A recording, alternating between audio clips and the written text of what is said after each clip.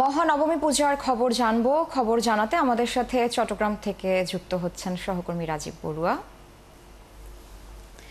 রাজীব, আপনাকে শারদীয় শুভেচ্ছা। এই মুহূর্তে মহানবমীর কি আয়োজন চলছে সেখানে এবং নিরাপত্তা ব্যবস্থা কেমন দেখছেন? আজকে সন্ধি পূজার মধ্য দিয়ে নবমী পুজো শুরু। এবং সকালে নবমী পুজো হয়েছে, অঞ্জলি দিয়েছেন ভক্তরা। এবং এরপর থেকেই ভক্তরা বিভিন্ন মণ্ডপে মণ্ডপে তারা ঘুরছেন, দেখছেন। যেহেতু আজকে নবমী এবং আগামীকালকে বিসর্জন, ফলে আনন্দের পাশাপাশি কিছুটা বিষাদের সুরে সুরে যাচ্ছে ভক্তদের মনে।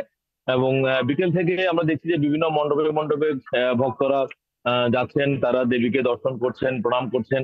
এবং পারিবারিক ভাবে সবাই যাচ্ছেন, শিশু বৃদ্ধ কিশোর কিশোরী সবাই মিলে নতুন জামা কাপড় পরে তারা আসলে বিভিন্ন মণ্ডপে মণ্ডপে ঘুরছেন। এবং একটা আনন্দময় পরিবেশ, একটা উৎসব মুখর পরিবেশে আসলে সবাই মণ্ডপে মণ্ডপে ঘুরছে। আমরা দেখছি যে চট্টগ্রামে যে 292টি মণ্ডপ রয়েছে এবং এর বাইরে জেলাতে প্রায় 18টি মণ্ডপে দুর্গাপূজা হচ্ছে। এবং সবখানে একটা উৎসব মুখর পরিবেশ আসলে বিরাজ করছে। কোথা থেকে কোনো ধরনের কোনো ধরনের আহ খারাপ সংবাদ আসেনি, যে যেখানে আসলে পূজা নিয়ে কোনো ধরনের বিঘ্ন হচ্ছে বা কোনো ধরনের সমস্যা হচ্ছে, এরকম কোনো সংবাদ এখন আমরা পাইনি।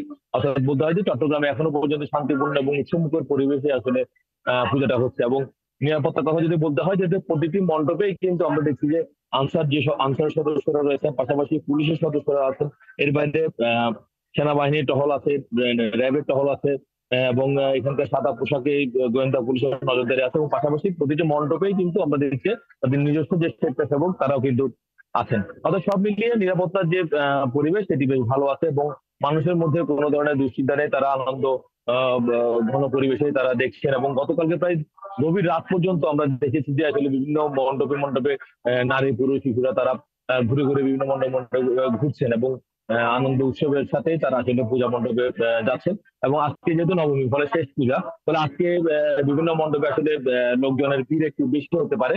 এই যে কারণে আসলে পুলিশের মধ্যে এক ধরনের তৎপরতা রয়েছে, বিশেষ করে শহরের মধ্যে যখন গাড়ি চলাচল করবে, বিভিন্ন মণ্ডপে মণ্ডপে যাবে, ফলে জ্যাম নিয়ন্ত্রণের জন্য কিন্তু আসলে পুলিশের পক্ষ থেকে আলাদা করে তৎপরতা রয়েছে। তাদের যে নিয়মিত যে সদস্য, তার বাইরে তারা বাড়তি সদস্য দিয়ে এই জ্যাম নিয়ন্ত্রণের কাজটি করবেন। এবং আগামীকালকে যেহেতু রাজীব, ধন্যবাদ আপনাকে।